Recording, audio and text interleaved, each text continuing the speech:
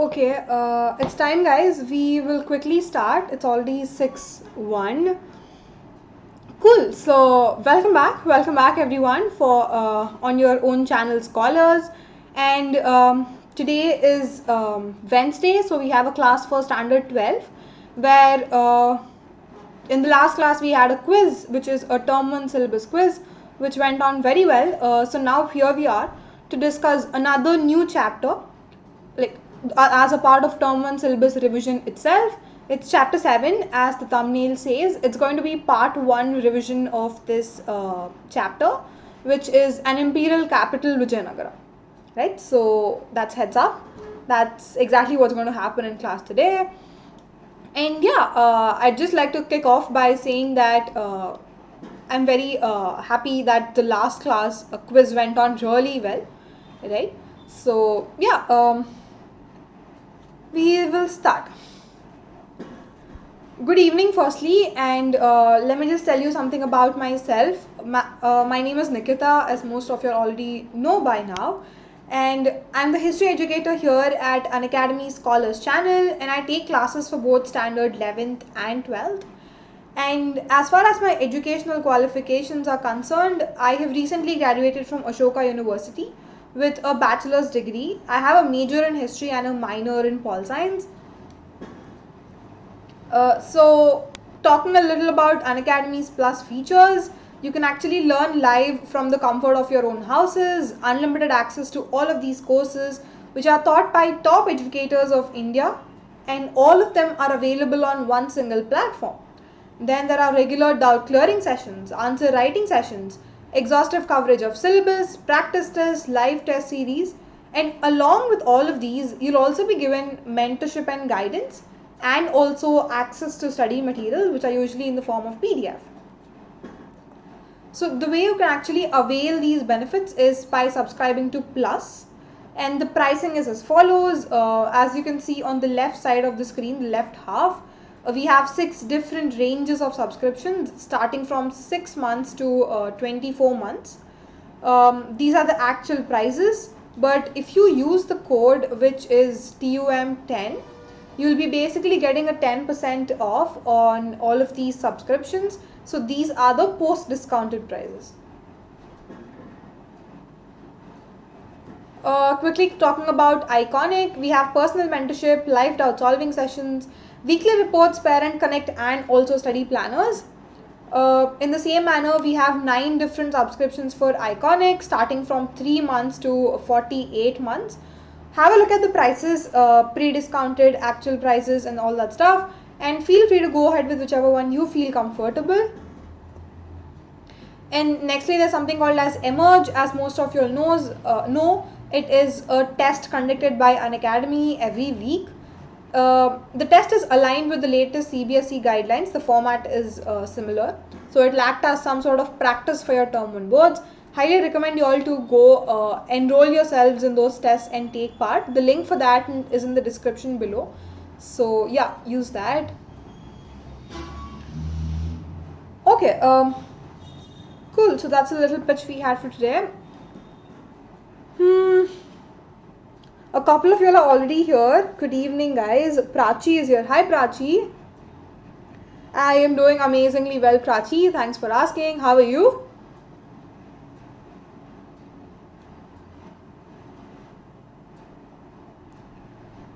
Okay, this is relatively an easier chapter, guys, because we have done the most difficult chapter a couple of days back, which is Bhakti Sufi traditions.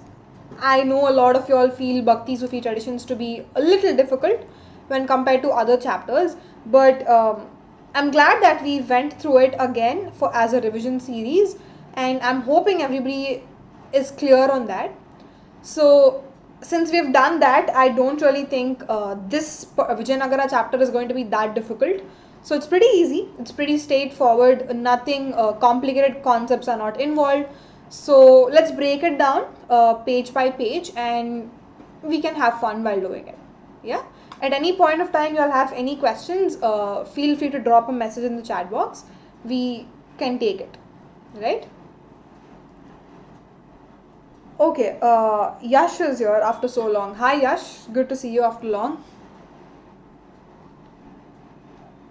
Okay, cool. I'll quickly start off. Y'all know the drill. Any questions, pop up in the chat box.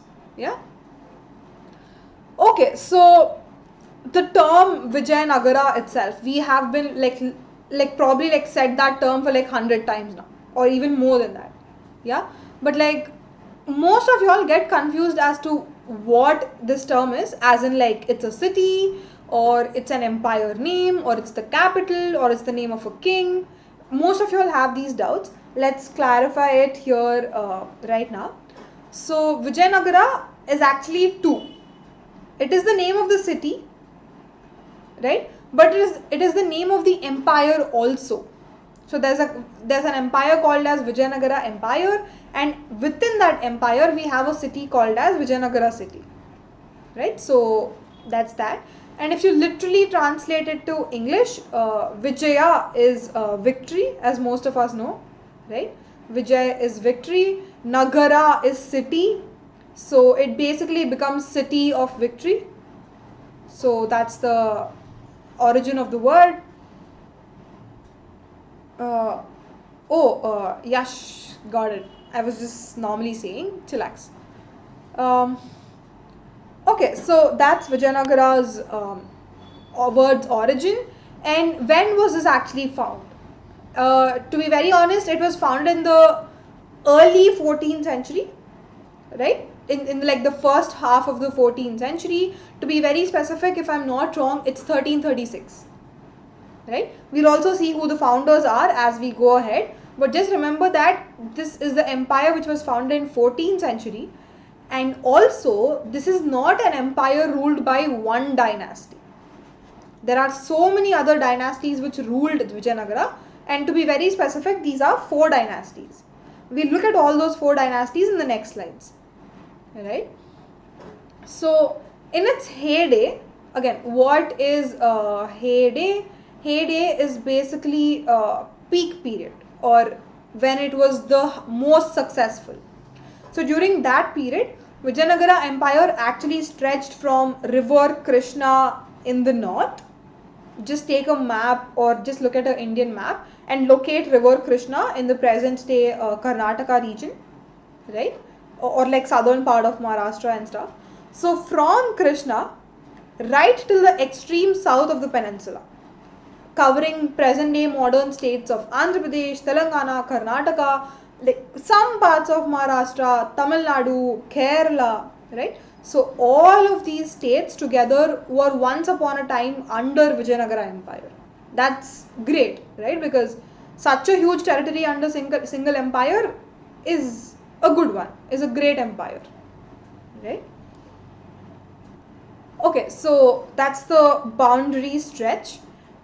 But there has to be a certain end to the empire, right? So that end actually came about, or that decline actually happened in the year 1565. So what actually happened in 1565? The Vijayanagara city was actually sacked.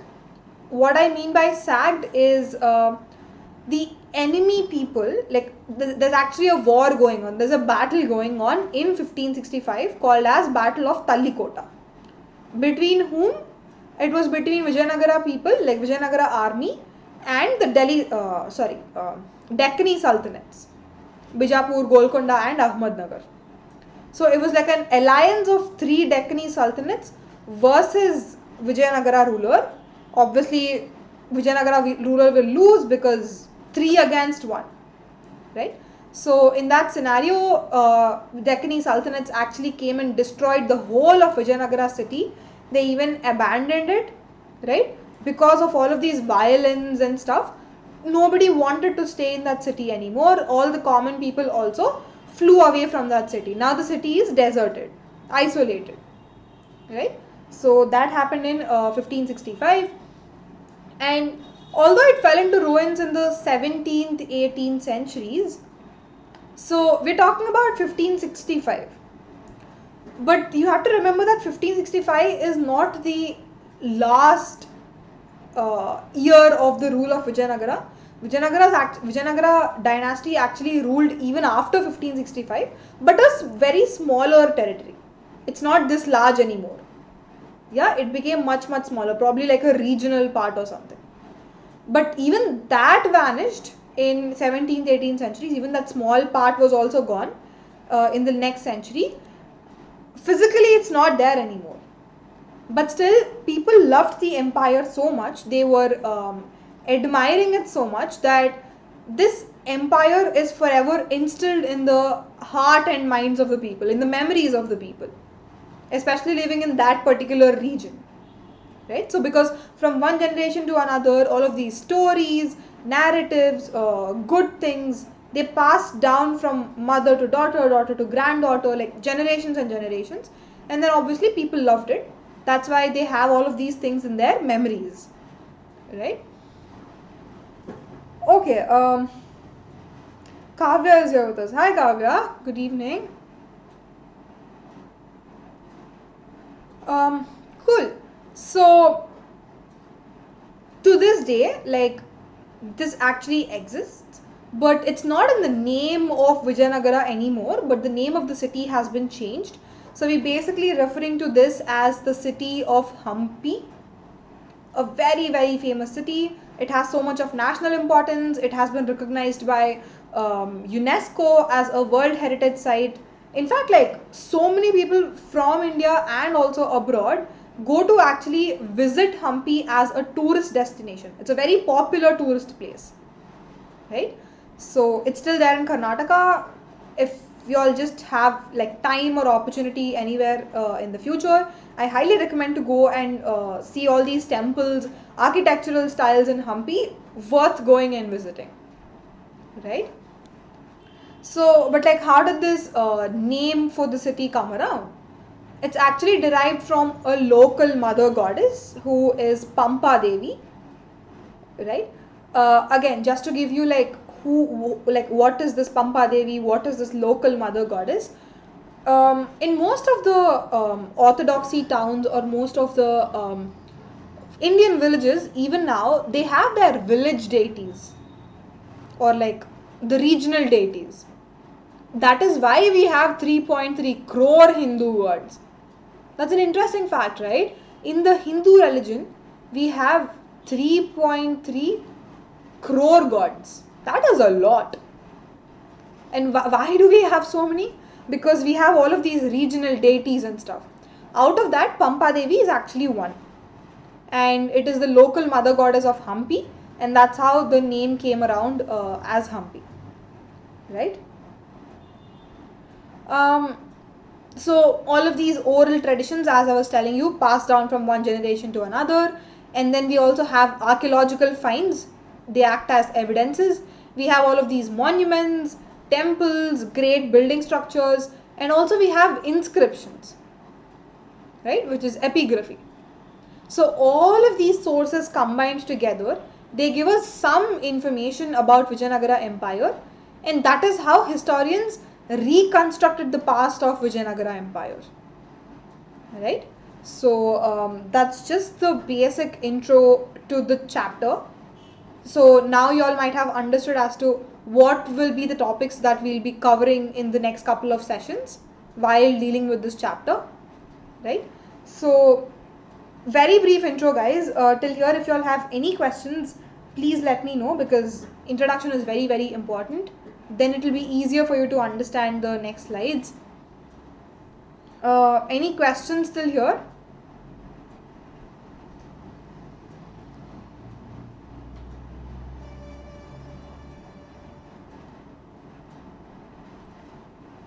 If there are no questions, then probably we can go ahead.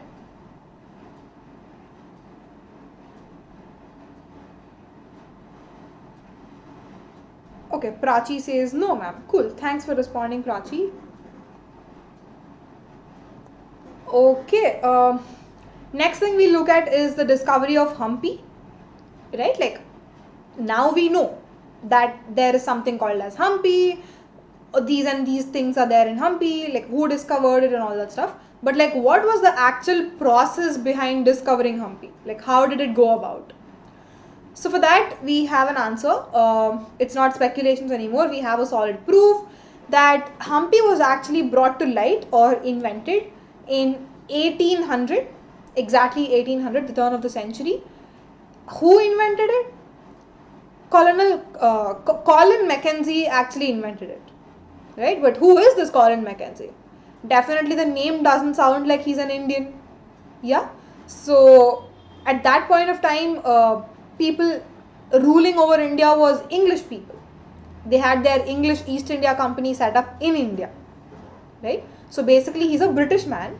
By profession he's an engineer. Like initially he started out his career as an engineer, but moving ahead he was also interested in histories, collecting old and vintage things, and that's how he became an antiquarian. Antiquarian is nothing but a person who deals with old things, right? So that's who Colin Mackenzie is. So he actually prepared the first survey map of the site, right? So again, these survey maps are very, very crucial if you're trying to reconstruct a history, right? In your textbook, I think there's a figure of the survey map. Just like refer to your textbook to understand what this, it's basically a diagram, guys. Yeah, like roughly, you know, like let's say this is the square plot of a city or like some random city. Survey map is nothing but here there's a temple, here there's a restaurant, here there's a park, something like that, indicating different things with the use of symbols and roughly preparing a drawing out of it. So that's a survey map. So Colin Mackenzie was the first person to do that for the first time about Hampi, right? Okay. Hi Tanishq, good evening. Yes, we did do the sources of bricks, beads and bones chapter 1, Tanishq. You might have missed on it, but yeah, you can just like go back and refer to the video. But yeah, we did do it.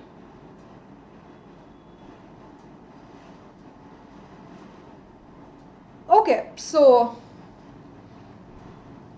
that's about Colin Mackenzie. Like he contributed a lot to the discovery of Hampi, and much of the initial information that he tried to gather, like when he first started out his work, he did not have any consolidated sources.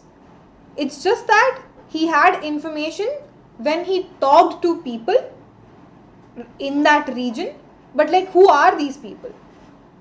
These were basically priests or clergymen or all of these pujaris and all that stuff working in two temples within Hampi, which is one is Virupaksha temple, very, very famous, and the other is the shrine of Pampa Devi, the local mother goddess ka temple. So when he actually went and like talked to people in the temple, they told him like some traditional stories, folklores and all that stuff. That's how he had his initial information. It's not much, but a good starting point, I would say. Yeah.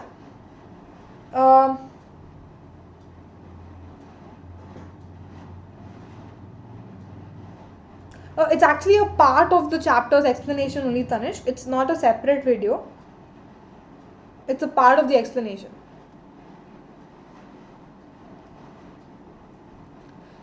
Okay, so initially very limited information. This was when we are talking about the 1800 right now. Yeah.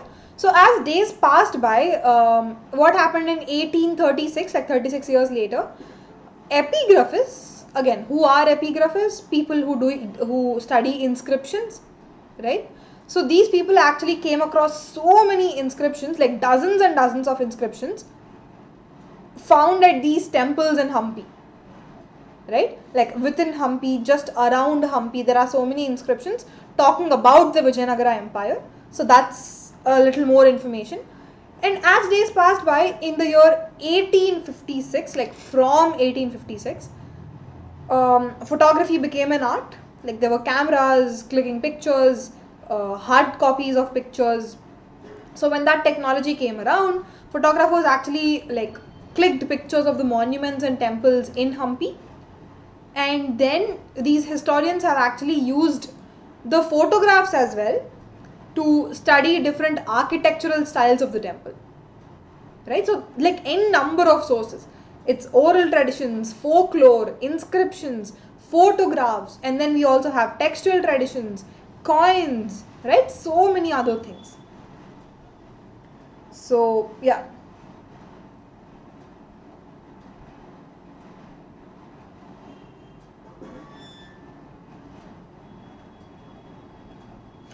I didn't get a word of that, Tanishq.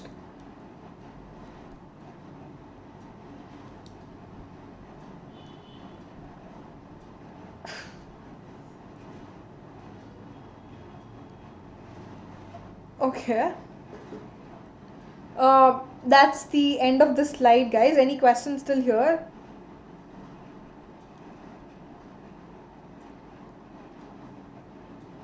Picture-based questions video. I mean, I'm not sure as to whether they're actually important or not. Because at least if you look at the model paper, I don't think there's any question based on pictures, right? So basically you're asking me, let's say for example, there's a statue or something.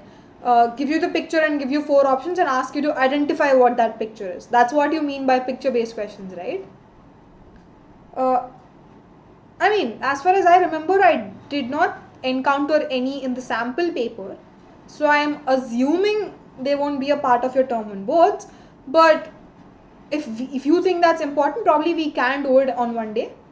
Yeah, probably like after the whole revision is over, then we can like do that on one day.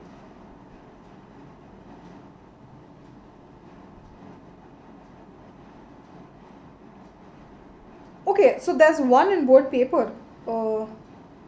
I don't remember exactly, but yeah, if there's definitely one in the board paper, it's not necessary that only one thing will come in your exam also, but there's high possibility that it might come, it might not come. So we don't really know, but let's be prepared for everything. So yeah, we can do a session on the picture based questions, Tanishq, one day. We'll do that, but like I'll inform you before in hand if when we are doing it, but not now. Let me just first complete the chapter syllabus, right? Okay. So we saw at photographs, we saw in 1836 that there were epigraphists as well. Added to these two efforts, there was something else also that the historians were using to reconstruct history of Vijayanagara. What is that? Very evident, these are textual sources, right? Textual sources of both Indian people, like Indian authors, as well as foreign travelers.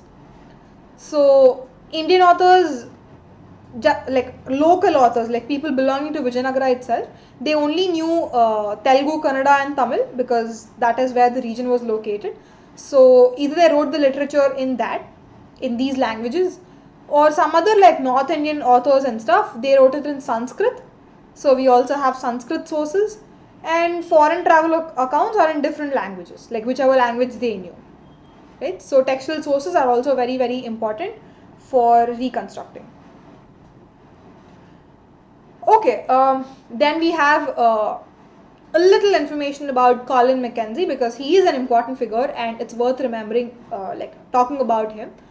So who is Colin Mackenzie? Like when was he born? What was he? Stuff like that. So factual data all again. He was born in 1754, right? Colin Mackenzie is actually a famous engineer. As I was telling you, he started out his career as an engineer. Then he went on to become a surveyor, like collection of data and stuff from the field sites. And then he also went on to become a cartographer. Any idea as to what cartographer is, guys?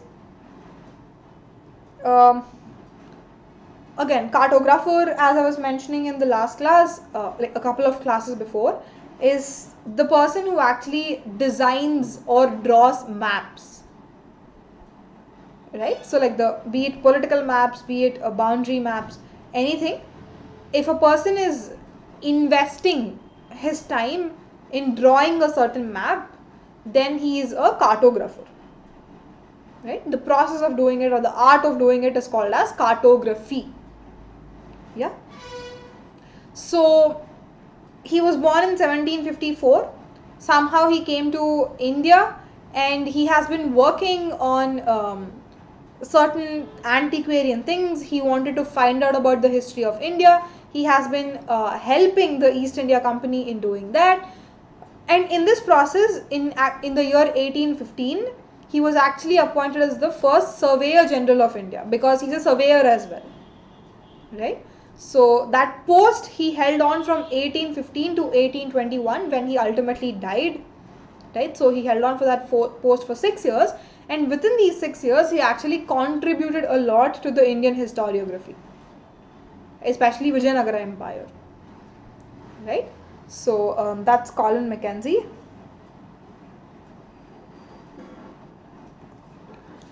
Okay,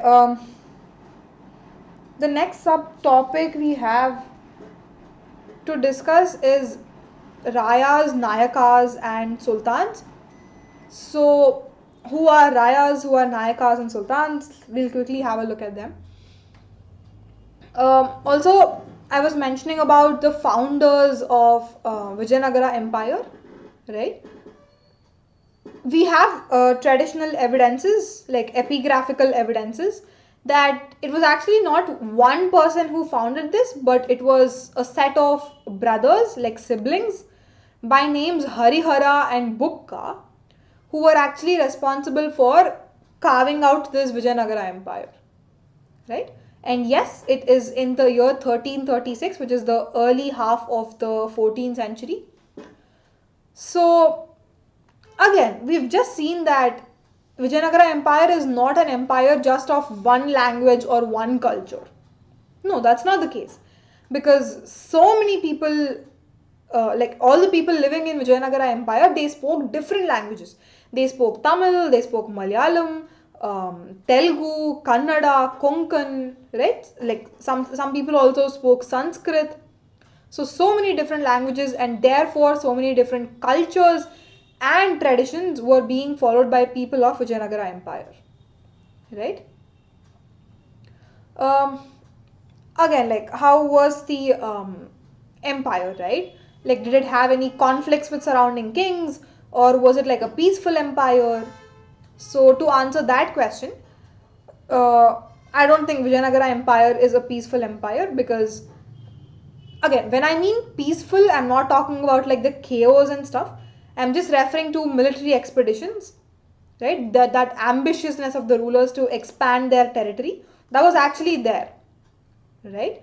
For example, in the northern frontier of Vijayanagara Empire, like the northern part of Krishna River or towards the present day Odisha and all, we actually had two different great rulers other than Vijayanagara Empire at that time. One was Sultans of the Deccan, like Deccani Sultanates. The other was Gajapati rulers of Orissa, right? So all of these three empires, like Vijayanagara, Deccani Sultanate, and Gajapati rulers of Orissa, they were always in conflict to acquire that Krishna Tungabhadra Doab. That Krishna Tungabhadra Doab is actually a very, very famous fertile land. So much of agriculture, and therefore so much of agricultural revenue, which is an economic benefit to the state. That is why all of these three empires, they wanted to conquer Krishna Tungabhadra Doab. Right? So that conflict has been forever going on. At the same time, what's happening when people are actually interacting on a battlefield or interacting with one another at different places from different kingdoms, these interactions actually led to sharing of ideas, information, intellectual knowledge, and so many other things, including architectural styles, like the way you construct your temples and buildings. So all of these ideas have been exchanged from one person to another. We'll see what these influences are in the next slide. Right? Okay. Ansh is here with us. Hi Ansh, good evening. Ansh, we are actually having tests after every chapter. I think you might have missed out on all of these, because just on like 3 days back we had a chapter on chapter 6, we had a test on chapter 6. The day after that we had the whole syllabus chapter, like whole syllabus cut test. So we have been having quite a number of quizzes, Anj. Okay, Divya is here with us. Hi Divya, good evening.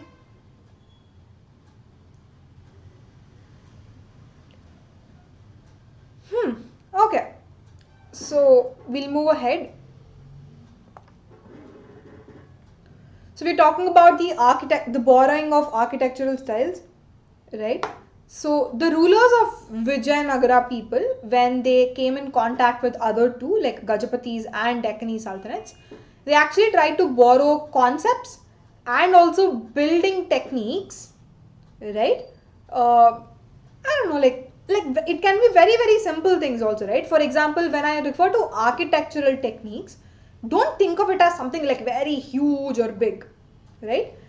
It can be as simple as let's say the houses in Vijayanagara Empire were constructed with I don't know, like cement, yeah, cement or bricks or something.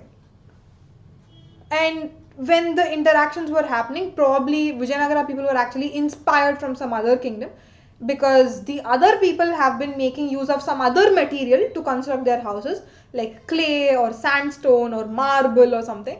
So Vijayanagara people actually started adopting those things. They also started using sandstone, clay and marble. That's very very simple, right? It doesn't have to be so much complicated.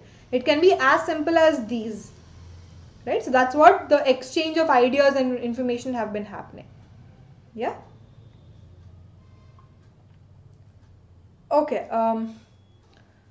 So some of the areas that were incorporated within the empire, yeah. Again, I was telling you, right? Like rulers were very very ambitious, and therefore the empire has been forever extending its boundaries in every possible direction. So in such a scenario, they have also like penetrated deep down into the southern part, like present day Tamil Nadu and southern Karnataka. Once upon a time, like before 14th century, before Vijayanagara people actually came into the scene, then this Tamil Nadu and Karnataka were actually ruled by Cholas and Hoysalas. The spellings are here: Cholas and Hoysalas. Very very important dynasties, amazing, like great rulers, great administration, ambitious rulers, very powerful. So Vijayanagaras were even more powerful, that they actually defeated Cholas and Hoysalas and took over their empire, right? So that's what I mean by the efficiency of Vijayanagara administration and military techniques, right? So that's that. And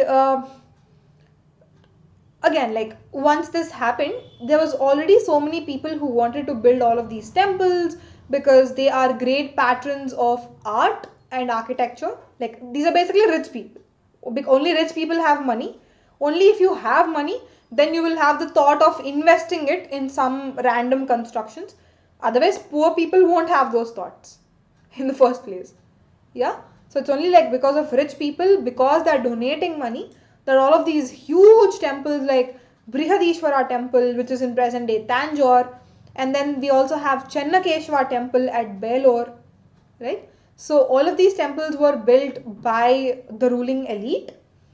And when Vijayanagara people actually captured these places, they gave their own unique touch to these temples. Like they somehow modified it, like some special feature, right? So they always tried to imprint their mark on these temples, right? So much of technological, cultural developments happened, especially in architectural styles during the Vijayanagara rule, right? Okay. Any questions still here, guys?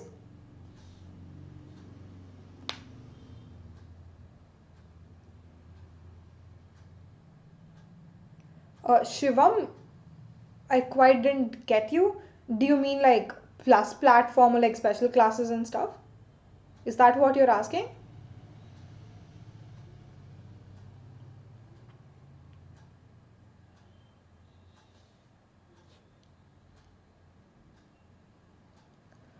Okay.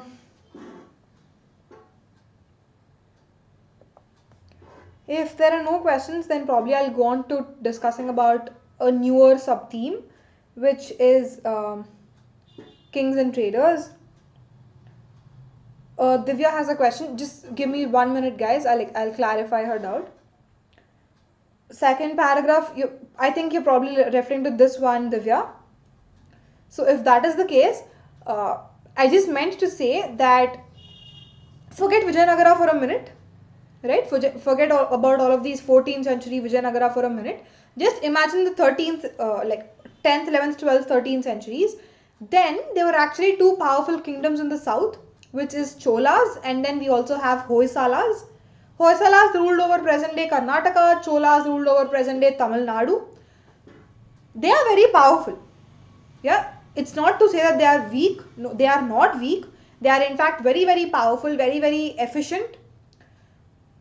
In that case, in 14th century, when actually Vijayanagara people came into the scene, came into the picture, Vijayanagaras had even more advanced military techniques, even more advanced administration, and they are even more powerful when compared to Cholas and Hoysalas, because Vijayanagara people actually managed to defeat Cholas and Hoysalas and then occupied their territories. Right? So that's what I mean by conquering territories and incorporating. Yeah. I hope that's clear, Divya.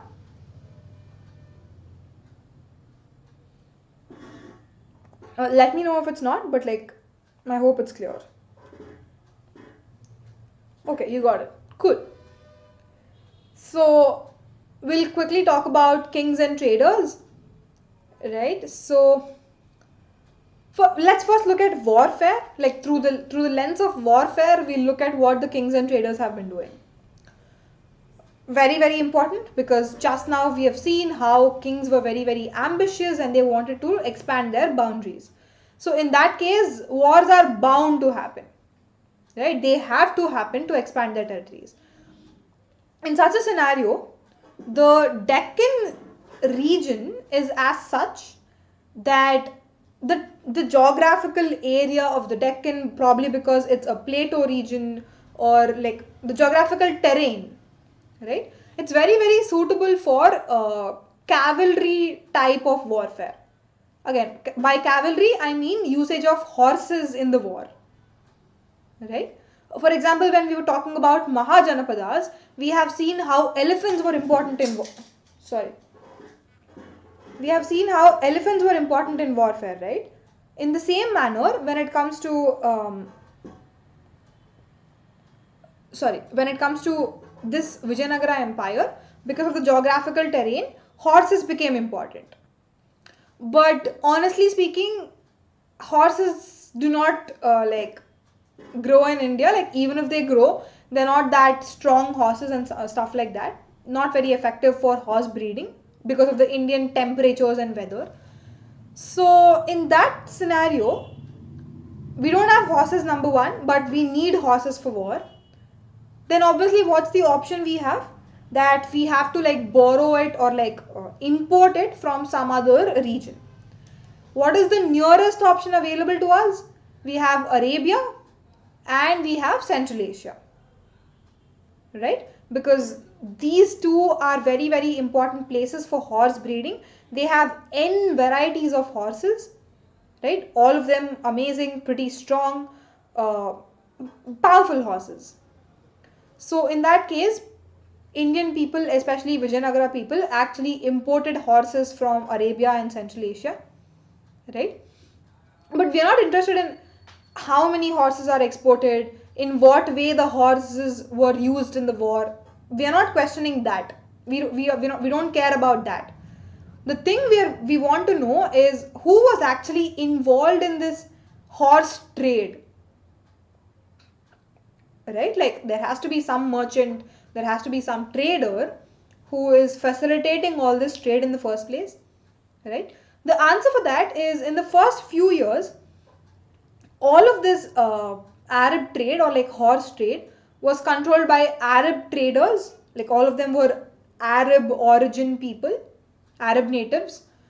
But as time passed by, some other people also became a part of this horse trading community, whom we call as Kudire Chattis.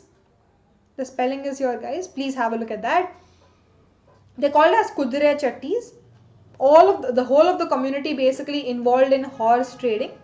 Yeah, that's why we call them as horse merchants. They participated in these imports and exports. Right? Okay, so that's the second category of people we have involved in this trade. And then we have another category of people. Now it's not Indians, now it's not Arab people, but in fact these third category of people were Portuguese. Right? Because we're already talking about 15th century, and we know for a fact that in the year 1498, Portuguese people, especially Vasco da Gama, made their way to India, undertaking that huge voyage, right? So by early 16th, late 15th centuries, Portuguese already started settling in India, right? They arrived on the west coast, like Cochin borders, Malabar coast and all. And now that they have already settled in India on the western coast, they also wanted to involve in the trading business, like horse trading business, because they also are developing their own military, right? So we have three different figures here. One is Arab traders, the other is Indian community of Kudire Chattis, and the third is Portuguese. Right?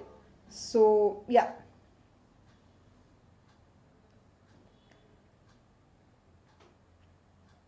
Okay, so we have three.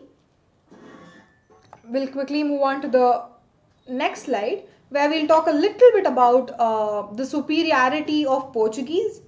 Right?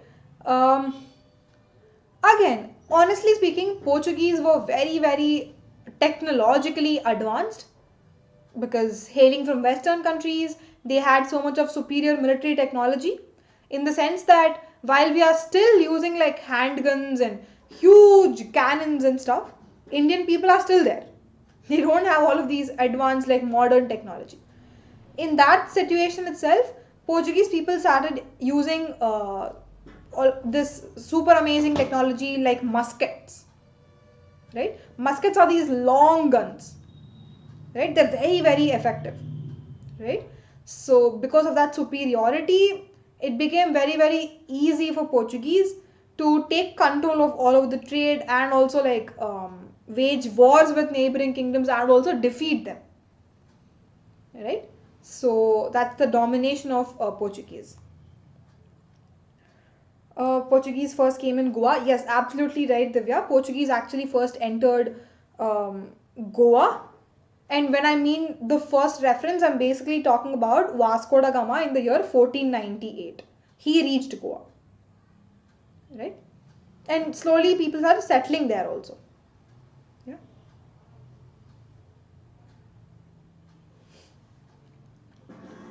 Okay, so we'll look at the next point. We're still talking about trade, but till now we've talked about trade in horses. Now we'll talk about trade in different other things, right? Because trade as a whole was very, very important. One thing is, Vijayanagara was actually very, very famous for its markets dealing in spices, textiles, and precious stones. These three features are important. Like these, please remember these three. One is spices, the other is textile garments, and the next is precious stones, be it lapis lazuli, ruby, emeralds, right? Whatever those are, these are precious stones. So all of these European people, like especially rich people, they obviously wanted this stuff. Yeah, they wanted textiles because we had amazing quality of cotton and silk. They wanted spices because spices, who doesn't like spices, right? It's good for your taste, and especially in countries like Europe, they preferred spices. And nextly, precious stones, because they wanted to adorn themselves with amazing jewelry. So these three are in great demand in Europe, and that is why so many exports used to happen from Vijayanagara Empire to Europe. So that's also a trade. Be it import or export, trade is trade. Right? So again, like, what is the significance of trade? Why are people trading so much? The answer to that is because people often regarded trade as a status symbol. Right? Like, let's say I am somehow involved in trade. Anything, like I'm trading in anything. Then I had like a respectable position in the society. People would like look up to me. Right? So that's like a status symbol. Yeah. And also, like, let's say, let's take the example of Europeans itself, right? Europeans want all of these nice precious stones because they wanted good jewelry and all that stuff. So what will the other people think? Looking at Europe, realizing that European people are demanding all these precious stones from India, then Indian people will obviously think that, oh my god, like European people are rich because they want all these high value exotic goods, all of these nice jewels and stones, right? So again, like, how do I say this? Like, people want other people to think high of themselves, right? So that kind of status thing, prestige thing kept happening in society. Yeah. And obviously it's a trade is also a plus benefit to the state, because whatever revenue is being derived from the trade, yeah, of course there are private merchants, but they have to pay certain tax to the empire, to the emperor, for trading. So in that way the state is also prospering. So like, if you look at it from any angle, trade is a very prosperous activity, right? So that's that. Any questions still here? This might have looked a little conceptual, but any clarifications you all need, please ping me, guys.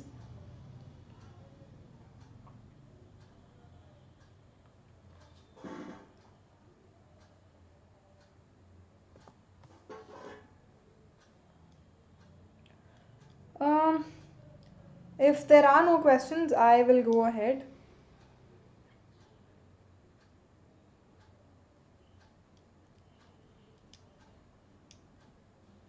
Okay, cool. So the next one, we'll like very quickly talk about the apogee and decline of the empire, right? What is this? Decline of the empire. See, for any empire, be it however powerful that is, at some point of time, it has to face a downfall. And obviously, Vijayanagara Empire was also one among them. And we'll also look about the apogee, which is the peak period, like when it was the most successful. We'll have like a quick political glance. Yeah. So within the polity, like within the Vijayanagara administration, people who claimed power is not just the rulers, people belonging to royal families and stuff, it's not just them, but also there was a set of military commanders, right? Even they claimed some sort of power. Yeah, so basically power is divided between people. That's decentralization has existed. So again, we'll just look at a rough dynasty map. As I was mentioning, we have 4 different dynasties who ruled over Vijayanagara. The first one is Sangama dynasty, right? It started in 1336, right? So from 1336 till 1485, almost for 1.5 century, Sangama dynasty ruled. Like, it was very dominant. And then Sangamas were actually supplanted by Saluas. Yeah. Again, who are these Saluas? Saluas were basically military commanders of Sangama dynasty. Very simple, right? Let's imagine a situation where a Sangama ruler is there and a Salwa person is the military commander, and Sangama ruler is not that powerful, he's not effective, he's very weak, whereas this military commander is very powerful.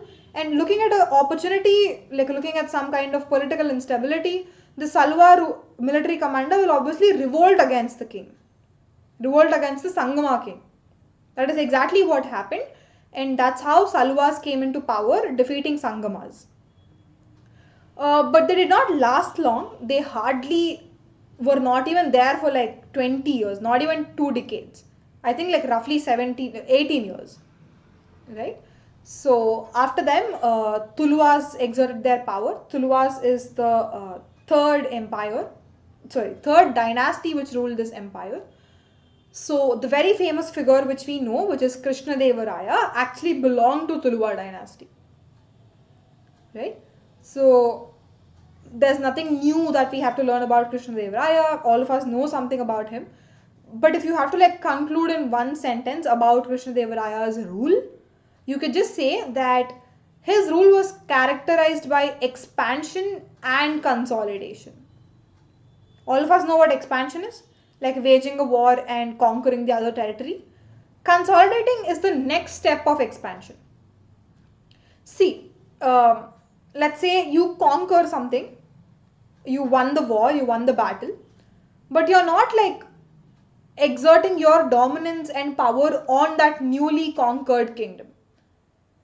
That's not how it works, because all of these local people, there is high chance that they will revolt back again if you're not trying to consolidate your power or like have a strong hold of your power in the newly conquered territory, right? So it's always important for number one, the first step, which is expansion, and also the second step, which is consolidation. And Krishnadeva Raya actually did both of them. That is why he's able to expand his boundaries so much, right? So which point, Divya? Which point are you basically referring to? Or just tell me which one, then I'll go ahead with that.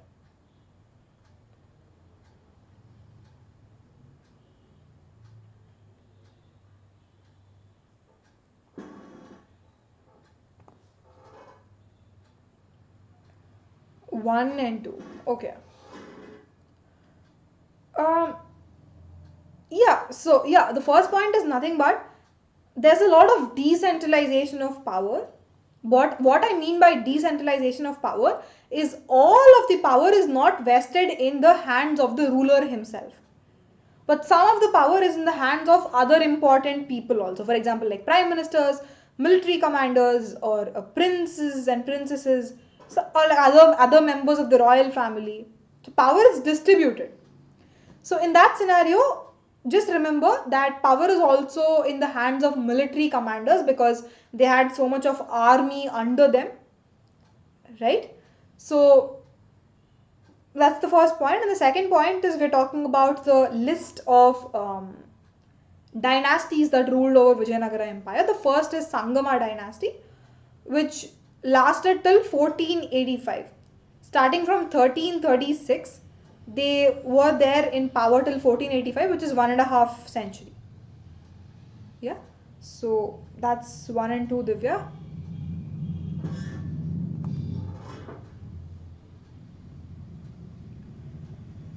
Okay, I'll quickly talk about the next slide then.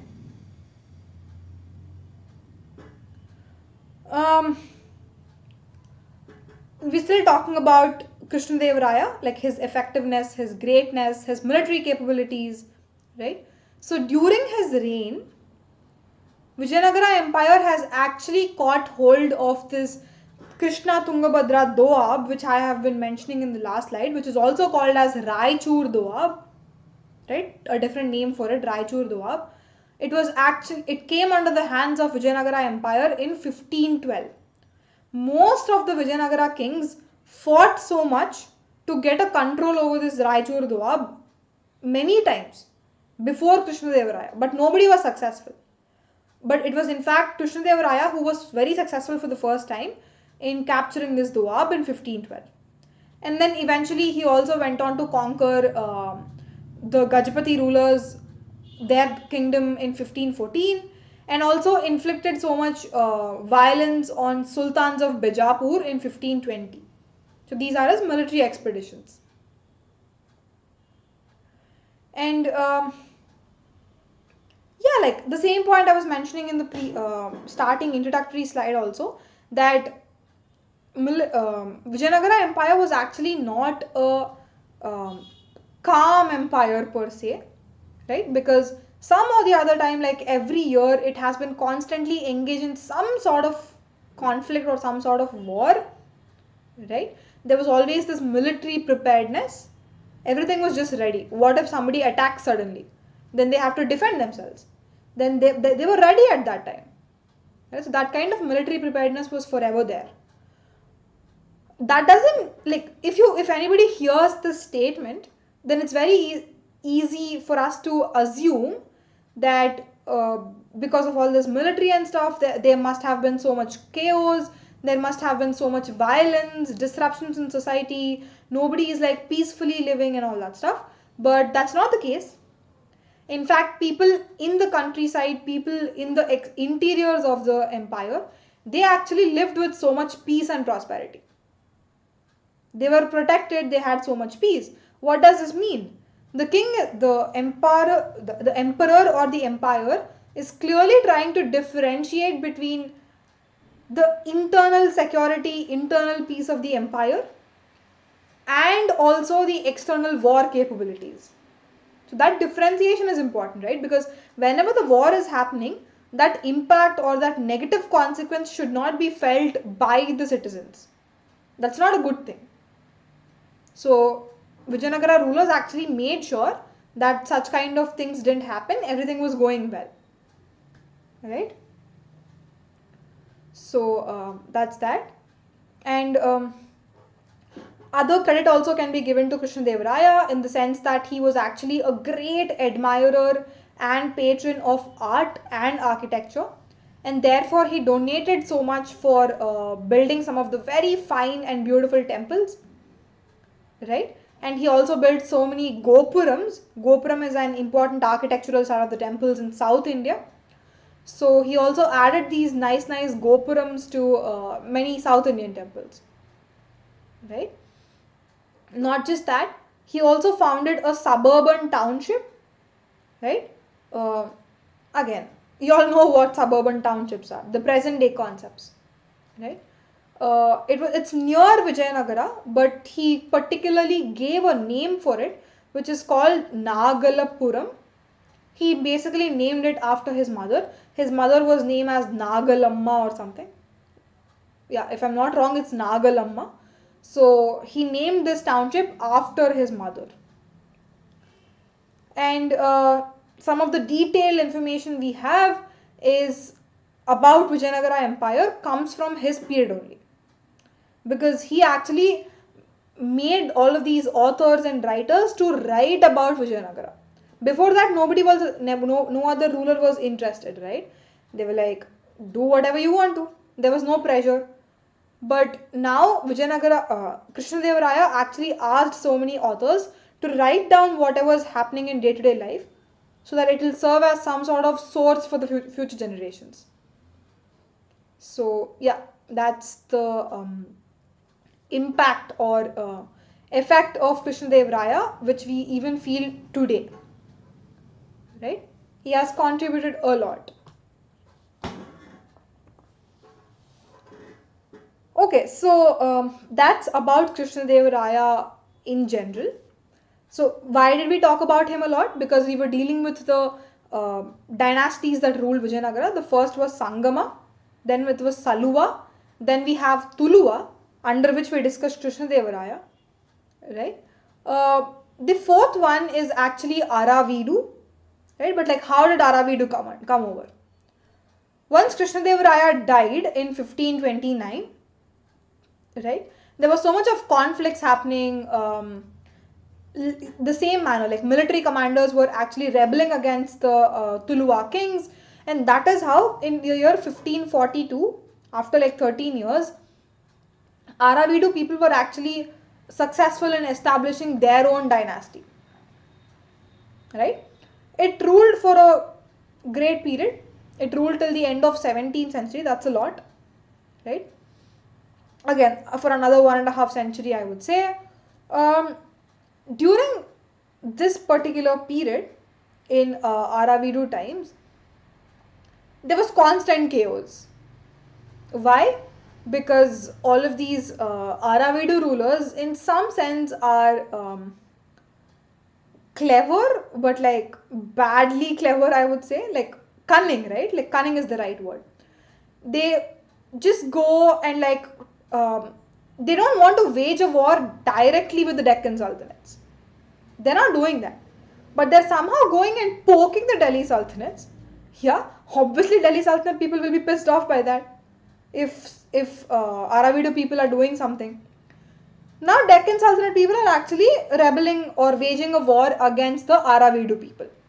So that like bad attitude was there for Aravidu kings. Somehow happened, and there was a lot of conflict, constant chaos happening in this time under Aravidus, right? And that is exactly why, because of the bad behavior of Aravidu king, that is exactly why all these three sultanates, which are Bijapur, Ahmednagar and Golconda, they came together, formed an alliance and defeated them in the year 1565 in the Battle of Tallikota. Right? So that's this is the war I was referring to in the introductory slide. Yeah. So that happened. Any questions still here? We've just looked at all the four important dynasties which ruled over Vijayanagara Empire.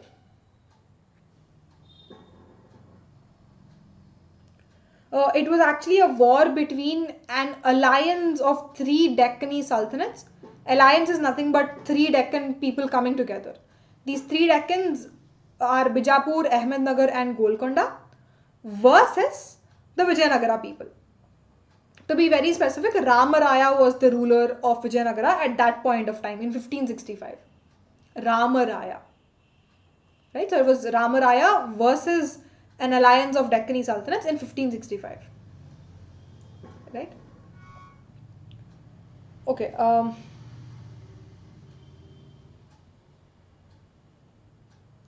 Okay. I'll go on to talk about the next slide. Divya, let me just like talk about the first point here, then it will be much clearer to you probably. So we're continuing what that battle is, right? In 1565, as I was mentioning, a battle happened. It was called as a Battle of Tallikota because it happened near a place called Tallikota. Or in some texts, like that battle is also, like it has another name and it's also called as Battle at Rakshasi Tangadi. That's again the name of a place. Yeah. So two names for this battle, Rakshasi Tangadi and Tallikota. So who were the people involved here? The first is the Vijayanagara Empire, of course, who is the chief minister of Vijayanagara Empire, Ramaraya. He's not the king. Please, the last time when I had this question in one of the quizzes, most of y'all got this wrong. Please remember, guys, Ramaraya is not the king of or like the ruler of Vijayanagara Empire. No. In fact, he is the chief minister of the ruler. And he was actually responsible for carrying out this war in 1565. Right? So he led the battles. And on the other side, we have Bijapur plus Ahmednagar plus Golconda. Right? So it's versus, and obviously Ramaraya lost, Vijayanagara people lost. And that's when Bijapur, Ahmednagar and Golconda sultanates together occupied the main part of Vijayanagara Empire, which also includes present-day Hampi, right? And then the whole city was deserted and sacked, as we saw in the last slide.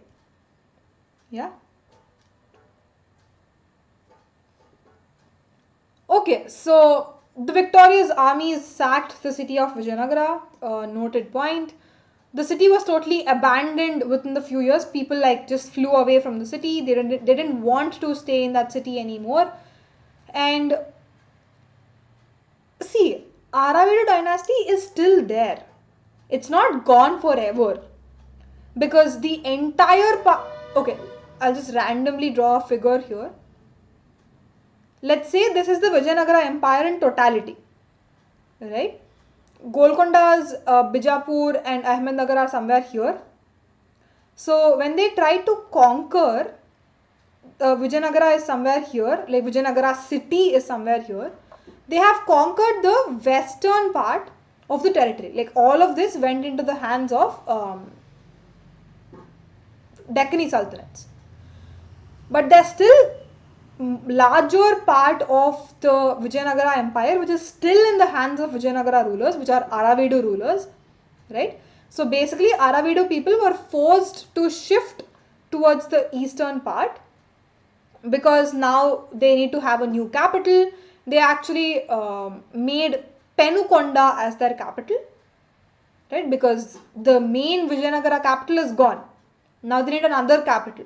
So now they made Penukonda as their capital, and later on they shifted it from Penukonda to Chandragiri, which is like present day Tirupati, right? So these names are important, like the first capital, second capital, and all that stuff. Please remember them, guys. Okay, Aditya, hi Aditya. To answer your question, it's again a smaller chapter, so roughly I'm assuming 3, just like what we did for the chapter 7. So yeah, it's going to be 3, Aditya, max.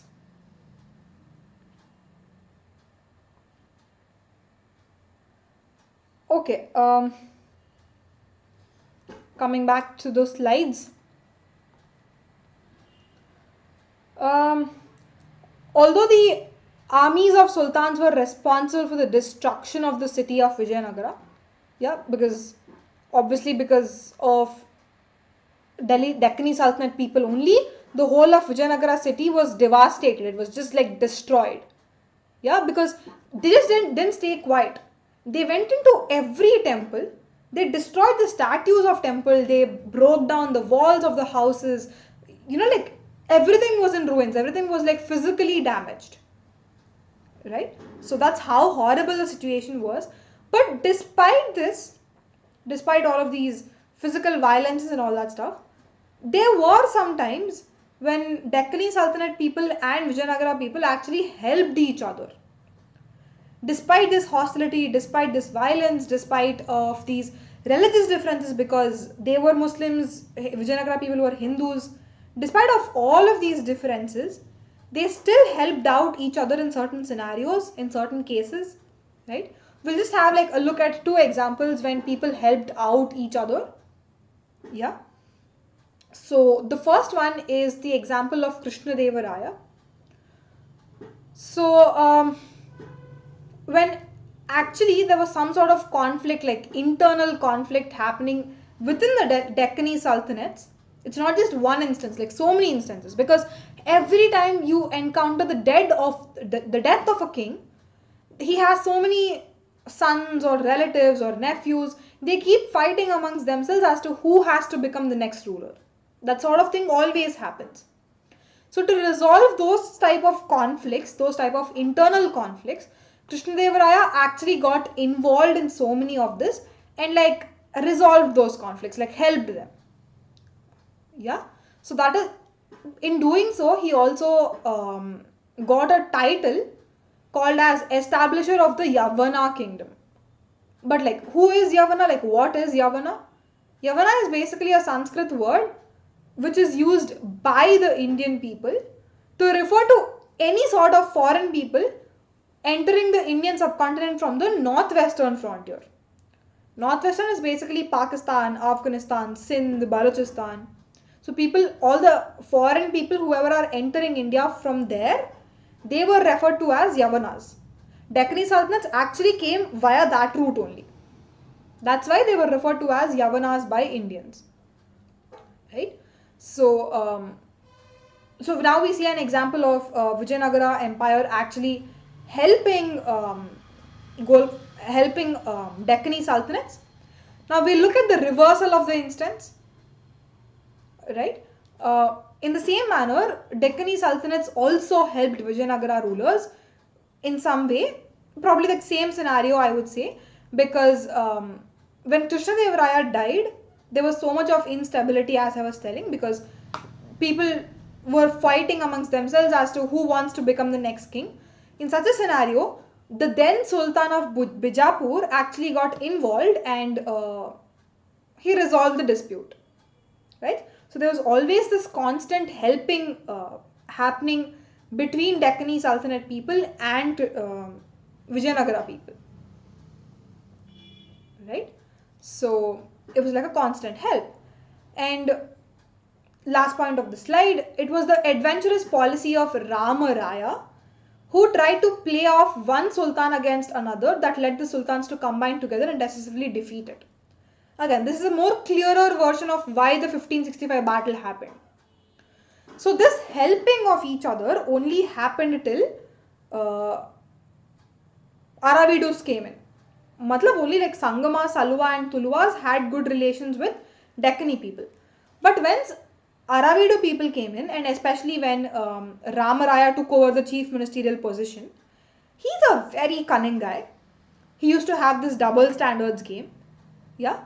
Again, like what used to happen? Like roughly, for example, he used to go to Bijapur Sultan and talk bad or talk negatively about Ahmednagar Sultan. The next day, he used to go to Ahmednagar Sultan and talk the same bad things about Bijapur Sultan. So like back bitching, right? If I could say so. So that kind of stuff Ramaraya often used to do, and that is obviously, it pissed off the Deccan Sultanates, because at some point of time they will come to know that Ramaraya is actually bitching behind their backs, and that is why all of these sultans came together and fought against Ramaraya, right? So that's that. We still have like 3 more slides to cover. I think I'll stop here because it's already 7:12. We've already gone past time by a couple of minutes. I'll take up the next 3 slides probably in the next class, guys. Yeah, if that's fine. Or if you all want me to continue now, I don't have a problem, but you have been listening for like 70 minutes now. I think you all need a break. So that's why we'll probably look at it in the next class. Yeah. Okay. Any sort of questions? We've come to the end of today's class. Let me know if there are any questions you have.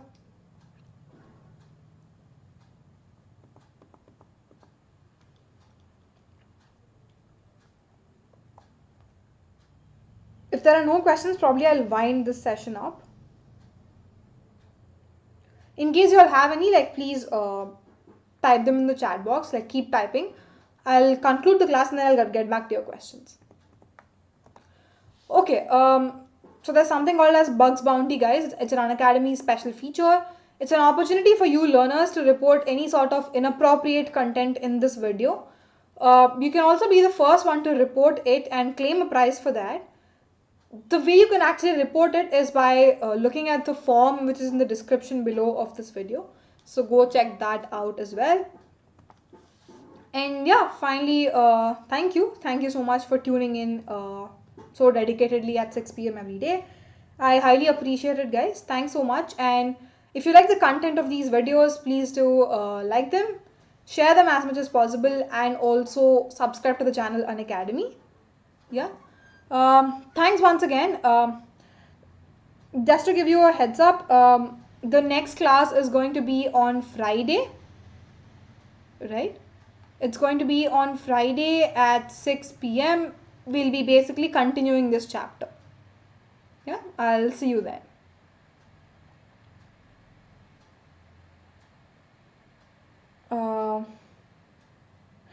Okay, Kanishka has a question. Guys, the class is officially over. If you all have any questions, stay back. Otherwise, you all are free to leave. Yeah. Okay, so just to answer Kanishka's question regarding map pointing. I mean, honestly speaking, it has become much easier for you guys. Or because I remember when we were in our 12th standard, we were supposed to mark it on the map. Right? But that's not the case now. You're not doing any sort of map pointing and stuff. It's become very easier because they are only giving the map, they are only pointing that place and they're putting like a dash or a blank there. And then there's a certain question given to you. right? So again, it can be as simple questions as pointing out the place in itself and saying this place is actually the capital of the Aravidus. What is that place called as? It's basically a fill in the blank only, guys. Honestly speaking, it's the fill in the blank only. And then making it much easier for you by pointing it out on the map also. Yeah. So there's not much you'll have to worry about it. Honestly, like, first stop treating maps as maps and start treating them like some sort of fill in the blanks, because they're asking a question and you have to give the answer. And if you look at the flip side of it, you don't even have to like look at the map in the first place to answer that question. So like, just don't care about the maps. I know a lot of people are worried so much about maps, right?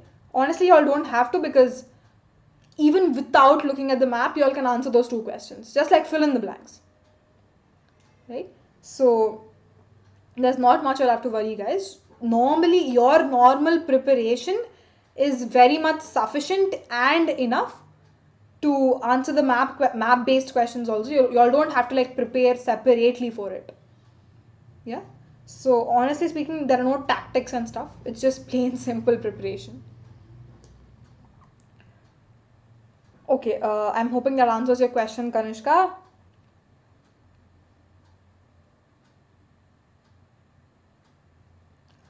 Okay, cool. Any other questions, guys?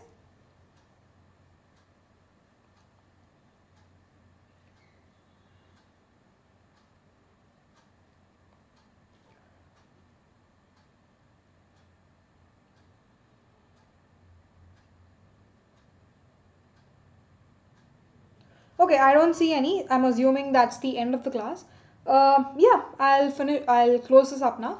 So again, reminder: next class is on Friday at 6 p.m. where we'll be continuing this chapter's discussion. And yeah, till then, everybody stay safe and have a good time till I meet you the next time. So I'll see you soon and bye, guys.